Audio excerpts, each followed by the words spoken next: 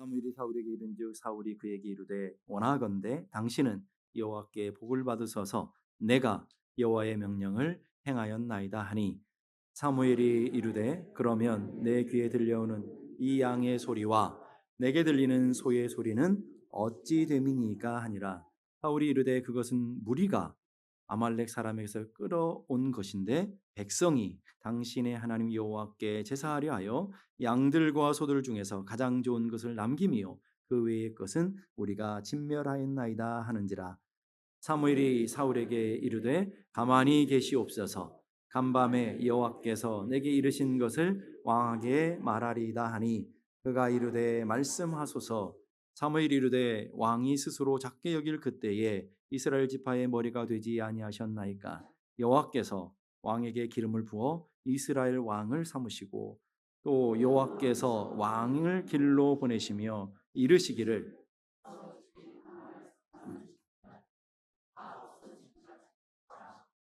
어찌하여 왕이 여호와의 목소리를 청종하지 아니하고 탈취하기에만 급하여 여호와께서 악하게 여기시는 일을 행하였나이까.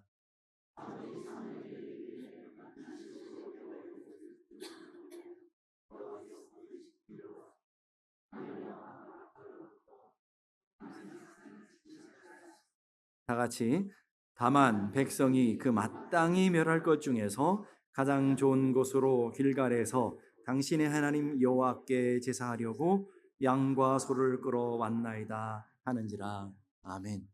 앞뒤 좌우에 있는 분들과 인사하십시다. 오늘도 큰 은혜 주실 줄로 믿습니다. 속으로는 그럴 거예요. 니만 잘 받으면 돼. 뭐, 네? 그래요. 나만 잘 받으면 돼요. 오늘도 하나님의 큰 은혜가 여러분 각자에게 충만하게 채워지기를 바랍니다. 제가 지난주에 책을 읽다가 어떤 목사님의 글을 읽었는데 참 감동이 된 문구가 있었습니다. 잘 되는 사람을 보니까 잘 되는 이유가 있고 안 되는 사람을 보니까 안 되는 이유가 있더라. 교회들 역시도 잘 되는 교회를 보니까 잘 되는 이유가 있고 안 되는 교회를 보니까 안 되는 이유가 있더라. 여기까지는 누구나 얘기할 수 있는데 그 다음에 굉장히 중요한 얘기를 하더라고요. 그러므로 되는 대로 신앙생활 하지 말고 잘 되도록 신앙생활 해야 된다. 되는 대로 살지 말고 잘 되도록 살라라는. 한번 따라해 주세요. 되는 대로 살지 말고 잘 되도록 살자. 아멘입니까? 오늘 사울을 보면 잘 되려고 사는 사람이 아니라 되는 대로 사는 사람 같아요. 그러니까 하나님의 말씀을 따라 살아가고 하나님의 은혜를 따라 살아가면 잘 되잖아요. 근데 하나님의 말씀과 상관없이 자기 소견인 대로 자기 감정대로 자기 기분대로 살아가는 것은 되는 대로 사는 거예요. 여러분 보시면서 하나님의 말씀을 붙들고 하나님의 은혜 가운데 복받는 인생, 은혜 가운데 서는 인생, 하나님의 영광 가운데로 나아가는 복된 삶이 되기를 주님의 이름으로 축복합니다. 오늘 사울은 불순종한 사람으로 보여주고 있어요. 이스라엘 첫 번째 왕 사울의 불순종의 모습을 이렇게 설명합니다. 하나님의 명령이 있고 하나님의 기준이 있단 말이에요. 그 기준과 명령을 어긴 것이 다 불순종입니다. 오늘 보니까 18절 죄인 아말렉 사람을 진멸하되, 아말렉 사람을 표현할 때 죄인들이기 때문에 심판한다라는 거예요. 그냥 아무나 심판하는 것이 아니라 죄인 아말렉 사람들을 어떻게 하라고요? 진멸이라는 건 다 멸하라는 거예요. 거기다 부가 설명해요. 다 없어지기까지. 하나도 남김없이. 다 없애야 된다. 이렇게 얘기하고 있습니다. 그럼 아주 구체적으로 3절에 얘기해요. 아말렉을 쳐서 그들의 모든 소유를 다 남기지 말고 진멸하고. 모든 소유예요. 모든 소유를 다 남기지 말고 진멸하는데 남녀와 소아와 젖먹는 아이와 그다음에 우양 나오잖아요. 우양을 남겼는데 우양과 낙타와 나귀를 다 멸해라. 다 멸하고 없애야 된다. 이게 하나님의 명령입니다. 그 명령 앞에 사울이 뭐라고 하냐, 얼마나 당당하게 하느냐면 내가 그 명령을 다 지켰습니다. 자, 보세요. 13절. 이게 내가가 중요해요. 내가 이 하나님의 명령을 행했습니다. 9절. 사울과 백성이 아각과 그 양의 소와 가장 좋은 것 또는 기름진 것과 어린 양과 모든 좋은 것을 어떻게 했어요? 남겼어요. 하나님의 명령을 어겼는데 주어가 누구예요? 사울과 백성이. 이걸 잘 주목하셔야 돼요. 백성만 그런 게 아니라 사울도 그에 동참했다는 거예요. 사울도 남겼다는 거예요. 그런데 사울은 자기 생각하기에는 나는 하나님의 명령을 다 지켰습니다. 오늘 우리 성도들 가운데도 그런 분들이 있을지도 몰라요. 지 맘대로 살아놓고 난 믿음대로 살아. 자기 마음대로 살아가면서 난 말씀대로 살아가고 있어. 그게 누구냐? 사울이라는 거예요. 다 안 한 것이 아니에요. 한 거예요. 다 지키지 않는 것이 아니라 대부분은 지켰어요. 그런데 좋은 것, 귀한 것을 남겨뒀어요. 근데 하나님의 말씀이 기가 막혀요. 11절 보십시다. 내 명령을 이루지 아니하였음이니라. 내 명령을 이루지 않았어요. 거기에다가 20절에 보니까 19절에 보니까 하나님께서 악하게 여기는 일을 했다라는 거예요. 불순종은 하나님이 악하다고 생각하는 것을 사울이 했으면서도 나는 다 지켰다라고 생각하고 있다라는 거예요. 19절에도 어찌하여 왕이 여호와의 목소리를 청종하지 아니했습니까? 하나님은 불순종이라고 생각하는데 사울은 난 지켰다. 나는 순종했다. 그러면 여러분이 객관적으로 보시면 누가 맞아요? 대답을 못 하시는 누가 맞아요? 하나님이 맞죠. 하나님 언제나 오르시잖아요. 하나님 언제나 실수하지 않으시는 분인 걸 믿습니다. 여러분의 인생에도 마찬가지예요. 하나님 말씀이 주어졌어요. 강단을 통해서 여러분 성경 묵상을 통해서 하나님이 여러분에게 주신 말씀이 있어요. 내 상황이랑 부딪혀요. 나 환경이랑 부딪혀요. 내 생각이랑 부딪혀요. 뭐가 옳아요? 알기는 잘 알아요. 어떻게 살아요? 내 생각대로 살고 내 계획대로 살고 내 뜻대로 산다. 그럼 누구예요, 여러분들도? 사울이라. 사울은 성경에만 나온 사울이 있는 게 아니라 우리 모두가 다 사울 같은 거예요. 그러면서 하나님께서 사울에게 이 사무엘을 통해서 주신 말씀하시는 이유가 뭐예요? 너 범죄했어. 너 불순종했어. 라고 책망하신 이유는 뭘까요? 빨리 회개해야지. 빨리 하나님 앞에 내 잘못했다고 해야지. 하나님, 내가 실수했습니다. 하나님 말씀대로 살아야 되는데 내가 내 욕심을 채웠습니다. 이러면 아주 간단한 일이라는 거예요. 네, 사울이 어떻게 하는지 잘 보실까요? 15절 보세요. 사울이 이르되 변명하는 거예요. 그것은 누가요? 내가가 아니고 누구? 무리가, 저 사람들이, 아말렉 사람들이 끌어온 것인데 누가요 또? 백성이 당신의 하나님 여호와께 제사하려 하여 양들과 소를 중에서 가장 좋은 것을 남김이요 그 외의 것은 다 진멸했습니다. 나는 순종했는데 누가 문제냐? 내 백성이 문제. 나는 순종했는데 누가 문제냐? 내 남편이 문제인 거예요. 나는 순종했는데 나는 믿음대로 살아가는데 내 인생의 문제는 누구 때문이냐? 내 와이프 때문인 거예요. 나는 믿음대로 살아가는데 내 삶이 어려운 것은 누구 때문이에요? 내 자식 때문이야. 그게 사울이라는 거예요. 난 잘하고 있어. 그 다음 보세요. 20절 21절. 나는 실로 여호와의 목소리를 청종하여 여호와께서 보내신 길로 가서 아말렉 아각을 끌어왔고 아말렉 사람을 진멸했습니다. 나는 그랬다 이 말이에요. 그 다음에 21절. 다만 나는 그랬는데 누구는요? 백성들은 그 마땅히 멸한 것 중에 가장 좋은 것으로 길갈에 당신의 하나님 여호와께 제사하려고 양과 소를 끌어왔나이다. 나는 순종했는데 다만 내 백성이 불순종하지 못함. 이게 오늘 우리 삶의 가정에도 늘 있다는 말이에요. 여러분, 내가 잘못해서 내 인생에 불행이 왔다고 생각하는 사람 거의 없어요. 내가 믿음대로 살지 못해서 내 인생에 아픔과 고통이 왔다고 생각 안 해요.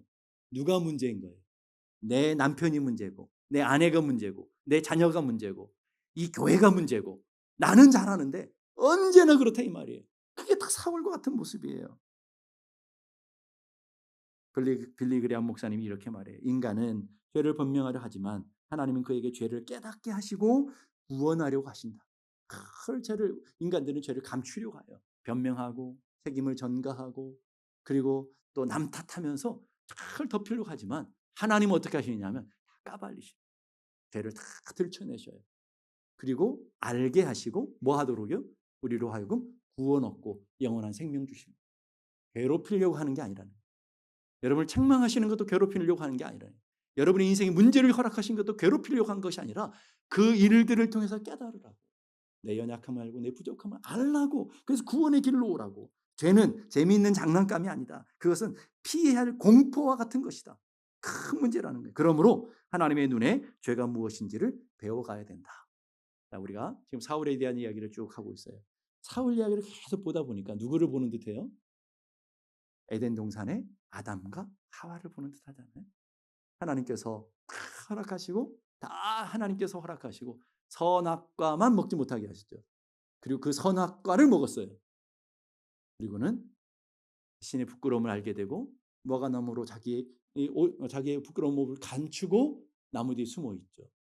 그런 아담과 하와를 하나님이 찾아오셨어요. 하나님 부르셔요. 아담아, 내가 어디 있느냐? 하나님 몰라서 숨바꼭질을 하는 게 아니에요. 다 아셔요. 그 하나님 아담아 내가 어디 있냐 그런 것은 너 하나님의 말씀에 순종하지 못하고 죄인의 자리에 서서 하나님 앞에 나타나지도 못하며 숨어 있는 너 죄인인 모습을 깨달으라는 거예요. 아담아 내가 어디 있느냐? 그러면 하나님이 아담을 찾아오시고 아담을 부르신 이유가 뭘까요? 한 가지예요. 하나님 내가 연약함으로 인해서 내 부족함으로 인해서 선악과를 따먹었습니다. 하나님 제가 죽을 죄인입니다. 내가 잘못했습니다. 요 한마디면 쉬워요. 다 해결됐을 거예요. 그런데 그 아담 어떻게 하는지 보실까요? 창세기 3장 12절 보니까 아담이 가로되 하나님이 주셔서 함께 하신 여자 그가 그 나무 실과를 내게 주므로 내가 먹었나이다. 누구 잘못이라는 거예요? 나는 잘못이 없고 저 여자가 문제인 거예요. 우리 집에도 저 여자가 문제인 거예요. 예? 어느 집이나 그 여자가 문제인 거예요. 이렇게 생각한다 이 말이에요. 저 여자. 근데 그 앞에 조건, 이 앞에 설명이 기가 막혀요. 누가 주신요? 하나님이 주신. 하나님이 만드신 저 여자 때문에. 하나님 좀 똑바로 만드시지. 하나님이 잘못 만드셨으니까 이런 일이 벌어졌죠. 하나님 좀 괜찮은 여자 좀 주시지. 저 여자 때문에 내 인생이 이렇게 힘들고 저 여자 때문에 내 인생이 이렇게 망가진 겁니다. 누구 때문에요? 하나님 때문에. 이게 인간이라는 거예요. 결국은 덮다 보면 하나님까지 가는 거예요. 이게 인간이에요. 근데 그 여자는 어떨까요? 아, 때문입니다. 내가 연약해서 여자의 눈물이 많아. 그 여자의 눈물을 가지고 주님 앞에 나가서 하나님 내가 잘못해서 나도 먹고 그리고 내 남편도 죽겠습니다. 이랬으면 다 덮어졌을 거 아니에요. 그런데 뭐라고 그러는지 보실까요? 뱀이 나를 깨물어. 내 잘못 없다는 거예요. 누가 문제예요? 뱀이 문제예요. 근데 그 뱀 앞에는 뭐가 달려다니냐면 하나님이 만드신 저 뱀 때문에. 하나님이 직접 뱀을 잘못 만드셔서 하나님이 에덴 동산에 저 뱀을 오게 해서 하나님 탓이라는 거다. 누구나 잘못하면 자신의 잘못과 자신의 부끄러움을 돌아보기보다는 결국 남 탓하며 살아가고 있다 이 말. 여러분 우리는 안 그렇습니까? 내가 잘못하고 내가 실수해놓고도 어쩔 수 없었다. 환경 때문이다. 저건 누구 때문이다. 잘 되면 내 탓이고 안 되면 조상 탓이고 내가 복 받으면 내 덕분이고 내가 잘 안 되면 교회 탓이고 이게 오늘 우리들의 심보라 이 말이죠. 맨날 누구 탓하면서 타령을 하잖아요. 시대에 잘못 만나서 그렇다. 내 부모들이 잘못해서 그렇다. 사회 구조가 악해서 그렇다. 배우자를 잘못 만나서 그렇다. 노동자는 고용주를 탓하고 고용주는 노동자를 탓하고요. 상사는 아랫사람들 탓하고 아랫사람들은 멀쩡히 가만히 있습니까? 상사를 탓하고 제자는 스승을 탓하고 스승은 제자를 탓하고 한국에 보니 동쪽은 서쪽을 탓하고 서쪽은 동쪽을 탓하고 남쪽은 북쪽을 탓하고 북쪽은 남쪽을 탓하고 기성세대는 젊은 세대를 탓하고요. 젊은 세대는 기성세대를 탓하고 국회는 가관이 아니잖아요. 대한민국 국회 보면 참 정말 기가 막히잖아요. 여당들은 자기 잘못했다는 사 하나도 없잖아요. 다 야당 때문이라고 그러잖아요. 야당은 또 자기들만 잘한다고 그러잖아요. 다 여당 때문이라고. 나라 망하는 게 다 자기들 때문인데 모든 국민은 다 알아요. 저 국회의원들이 잘못해요. 대한민국 국민의 수준들은 되게 높아요. 진짜 문제는 뭐예요? 저 국회의원들이 문제잖아요, 사실은. 그런데 지들만 몰라. 지들만 잘한다고 그래요. 얼마나 나쁘고러운 일들을 행하는데도 불구하고 자기들은 당당해요. 그러면서 맨 여당 탓하고 야당 탓하고 있는 것. 우리는 안 그러냐면 여러분의 가정은 안 그래요? 늘 그렇게 살아가고 있는 주님 아주 간단해요. 내 잘못했습니다. 내 연약함 때문입니다. 내가 부족합니다. 미안합니다. 이 한마디 하면 되는 거예요. 부부싸움도 생각해 보세요. 누군가 한 사람이 내가 미안해. 내가 잘못했어. 이러면 다 끝날 것인데 그놈의 자존심이 뭔지 그 팔아가 집을 살 건지 잘 모르겠지만 그놈의 감정이 뭔지 그거 해가지고 뭐 빌딩 하나 살 건지 모르지만 그거 내려놓지 못하고 그거 버리지 못해서 결국은 다 갈라서는 거 아닙니까? 부부 갈등이 아무것도 아니에요. 누가 봐도. 저도 부부 상담을 많이 해봤는데 부부 싸움은 진짜 별것도 아니에요. 정말 별거 아니에요. 그런데 진짜 문제는 뭐예요? 감정 싸움, 자존심 싸움. 끝까지 가는 거예요. 끝까지 가보자 그러는 거예요, 여러분. 아무것도. 미안합니다 한마디잖아. 우리가 지난번부터 열심히 배운 거 있잖아요. 고맙습니다. 사랑합니다. 이해합니다. 고사리를 잘 먹어야 된다. 미나리도 잘 먹어야 된다 그랬죠? 미안합니다. 나 때문입니다. 이해하세요. 우리 한번 때려볼까요? 미안합니다. 나 때문입니다. 이해해 주세요. 앞뒤 좌우에 있는 분들에게 나 때문입니다. 우리 한번 인사할까요?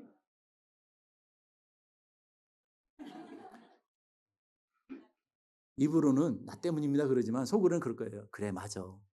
너 때문이야. 네가 진실을 아는구만. 맞아. 네 때문이야. 그렇게 살아가고 있단 말이에요. 자, 사울은 이렇게 변명하고 책임을 전가하고 핑계 대봐야 문제가 전혀 해결되지 않아요. 오히려 더 큰 나락으로 더 큰 고통으로 떨어지고 말아요. 근데 이스라엘의 첫 번째 왕이 사울이라면 두 번째 왕은 누구죠? 잘 모르세요? 두 번째 왕은 다윗이라는 사람이 두 번째 왕이잖아요. 그런데 사울도 범죄했고요. 다윗도 범죄했어요. 오히려 다윗이 더 큰 범죄를 성경에 보게 되면 다윗은 우리아라고 하는 충신의 아내를 범했어요. 다른 사람도 아니잖아요. 수많은 여자들 왕으로 수많은 여자를 취할 수 있는데 하필이면 왜 충신의 아내를 범하냐 이 말이에요. 그러면 성경은 그를 그대로 고발해내요. 그냥 밧세바라고 해도 돼요. 그러면 우리아의 아내인 줄 모를 거 아니에요. 성경에 읽다 보면 밧세바라고만 찍어놓으면 그런데 성경은 그렇게 꼭 밝혀둬요. 우리아의 아내 밧세바. 다윗의 아내가 아니고 우리아의 아내 밧세바. 이런 용어들을 계속 쓰고 있어요. 하나님은 이를 통해서 다윗의 범죄를 그대로 드러내, 수치를 그대로 드러내는 거예요. 거기에다가 가늠만 하면 그걸 덮으면 좋겠지만 뭐라고 했어요? 그 우리아를 죽여버리잖아요. 그걸 덮기 위해서. 그래서 그걸 이 전쟁에 나가게 하고 살인 교사를 해요. 직접 죽이진 않았지만 죽이라고 명령해서 죽여요. 살인 교사예요. 그러니까 10계명에 두 가지 범죄를 해요. 간음하지 말라, 살인하지 말라. 두 가지 범죄를 해요. 그리고 객관적으로 보게 되면 사울보다는 다윗이 더 심각한 죄 같잖아요. 근데 이상해요. 성경은 사울은 하나님 폐해버리시고 사울은 버려버리시고 다윗을 보면 성경 보니까 다윗은 내 마음에 합한 사람. 결정적인 차이가 뭐냔 말이에요. 더 악한 죄를 졌는데 그 차이가 뭐예요? 사울에게 없는 다윗에게만 있는 게 있어요. 회개. 나 때문입니다. 라고 하는 회개가 있어요. 그래서 사울은 하나님 앞에 버려 23절 보니까 왕이 여호와의 말씀을 버렸으므로 하나님을 떠나 하나님 말씀 버렸으므로 여호와께서도 왕을 버려 왕이 되지 못하게 하셨나이다. 그런데 하나님이 위대한 사무엘이라고 하는 얼마나 위대한 선지자입니까? 당대 최고의 선지자 아니에요? 그 최고의 선지자를 통해서 하나님의 말씀을 전했음에도 불구하고 듣지 않고 회개하지 않았어요. 그런데 하나님 다윗이 범죄했을 때 나단이라고 하는 유명하지도 않았어요. 무명의 선지자잖아요. 나단을 보냈어요. 여러분 다윗이 더 힘이 셌다고요. 다윗이 더 능력이 많았다고요. 얼마든지 나단을 없애버릴 수도 있었어요. 듣지 않을 수도 있었어요. 그런데 나단이 전하는 그 말씀을 그대로 받아들여요. 그리고 나서 다윗이 하는 고백이 있어요. 그 나단 선지자의 선포에 따라 나단 선지자가 죄를 지적하니까 내가 여호와께 죄를 범하였나이다. 그렇습니다. 죄입니다. 내가 죄를 범했습니다. 이 장면을 시편 51편이 잘 설명해 줘요. 그때 다윗이 하나님 앞에 기도하고 다윗이 하나님 앞에 어떤 마음으로 섰는지 시편 51편에 쫙 설명되어 있어요. 제가 이 시간에 다 설명하면 한 2시간 걸리니까 그건 집에 가서 읽어보시고요. 그중에 가장 중요한 다윗의 마음을 알 수 있는 중요한 성경 구절을 말씀드릴게요. 시편 51편 10절 11절 보니까 하나님이여 내 속에 정한 마음, 지금 더러워졌으니까 정한 마음을 새롭게 해주시고 내 안에 정직한 영을 새롭게 해주십시오. 하나님 내 안에 정한 마음을 주십시오. 하나님을 사랑했던 그 마음, 하나님 앞에 순전했던 그 마음을 새롭게 해주십시오. 더 중요한 기도를 해요. 나를 주 앞에서 쫓아내지 마시고 주의 성령을 내게서 거두지 마옵소서. 그런데 우리가 다음에 보겠지만 사울은 그렇게 지적하고 하나님이 죄를 책망했음에도 불구하고 뭐예요? 왕의 자리를 버리겠다고 그러면서 불구하고 회개하는 것이 아니라 제발 사무엘을 붙잡아서 제발 내 체면 좀 생각해서 가서 좀 함께 해주십시오. 자기 체면, 자기 자리, 자기 권위가 너무너무 중요해서 회개하지 않아요. 오늘 다윗은 더 고상하고 더 신실한 왕으로 모든 사람들의 평가를 받는데도 불구하고 그에 개의치 아니하고 사람들의 평가, 사람들의 시선, 내 자존심, 내 자리, 내 체면, 내 권위 근데 그거 별로 중요하지 않다. 정말 내게 중요한 건 주님밖에 없습니다. 주님 제발 나를 떠나지 마시고 나를 버리지 마십시오. 다 가져가도 좋은데 주님 내 마음에서부터 떠나지 마십시오.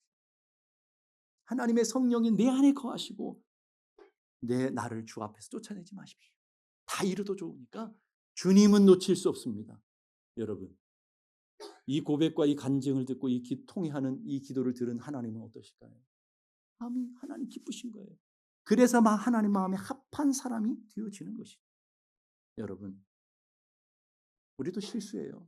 완벽한 사람 하나도 없잖아요. 다 연약하고 다 부족하고 다 우리는 모순덩어리잖아요. 의인은 없나니 하나도 없다 그래요. 하나님 말씀을 다 지킬 사람도 없고요. 다 범죄할 수밖에 없어요. 근데 그 중심과 기도가 중요해요. 나는 연약합니다. 부족합니다. 주님의 도우심 없이는 살아갈 수 없습니다. 주님 떠나시면 못 삽니다라고 하는 그런 마음을 하나님 받으시는 것이죠. 변명하고 핑계대고 남 탓해도 아무런 해결점이 없어요.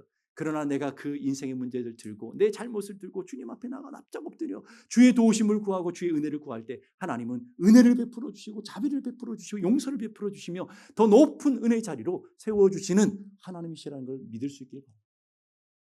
그 믿음을 갖고 있는 사람만 하나님의 은혜를 붙드는 거예요. 심리학 교수인 유명한 라디오 상담가인 로라 술레징어라고 하는 분이 있어요. 그분이 쓴 많은 유명한 책들이 있는데 여자가 인생을 망치는 10가지 방법, 남자가 인생을 망치는 10가지 방법 이런 책도 유명한 책이에요. 거기다가 인생을 망치는 7가지 변명이라는 게 있어요. 그 챕터들의 제목만 봐도 그 내용이 뭔지를 다 알게 돼요. 자, 첫 번째가 뭐냐면 나도 알아요. 하지만 나도 사람이라고요. 늘 우리가 하는 일 안 해요? 나도 알아. 나도 믿음대로 살아가야 되지만 내가 부족해서 해보지도 않으면서 그건 핑계만 되잖아요. 두 번째, 알지만 어쩔 수 없었어요. 이런 것. 세 번째, 그게 옳다는 거 알아요. 그러나 하지만 안 되는 걸 어떡하겠어요. 네 번째는 나야말로 피해자예요. 나야말로 불쌍한 사람입니다. 다섯 번째, 그건 특별한 사람. 목사님들이라고 항존직들이라 그렇게 살지 나 같은 사람이 어떻게 살아요? 난 못해요. 이렇게 변명하고 마지막 하다 보니 어쩔 수 없이 그랬어요. 우리들이 하는 변명들 아닙니까? 우리들이 하는 핑계들 아닙니까? 근데 정말 그러냐요, 여러분? 정말 그렇습니까? 아니잖아요. 다 내 삶의 선택이고 수많은 과정들이 있고 수많은 길들이 있었음에도 불구하고 그걸 내가 하나를 선택한 거예요. 여러분, 배우자 혼자 있었던 게 아니잖아요. 아담이야 하와 혼자밖에 없었으니까 하와 혼자밖에 선택할 수 없었지만 여러분은 40억 남자가 있었고 40억 여자가 있잖아요. 그중에 하나를 딱 선택했는데 누구 잘못 탓하는? 여러분이 선택하신. 인간은 선택에 대한 책임을 지며 살아가는, 부족하면 부족하다, 내 잘못이다 하면 얼마나 좋습니까? 그리스도를 본받아라고 하는 토마스 아켄페스의 글을 보게 되면 이런 글이 있어요.